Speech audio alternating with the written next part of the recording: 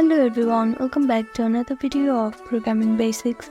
In this video, we are going to learn how to log into your account in DreamHost.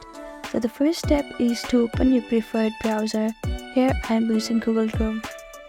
Now on the search bar, type in DreamHost.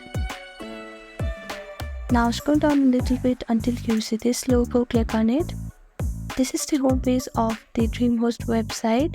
And here on the top right corner you can see login option. Here click on login. Now type in your email. Now type in your password. If you have forgotten your password, you can click on this link and reset your password. Now other option to log in is you can directly sign in with your Google account. So for that, click on this button right here. Now simply click on sign in, and these are the simple steps to log into your account in DreamHost. Thank you for watching this video. I hope this video was helpful to you. Please do like, share and subscribe to our channel, and don't forget to comment down below if you have any queries. Thank you.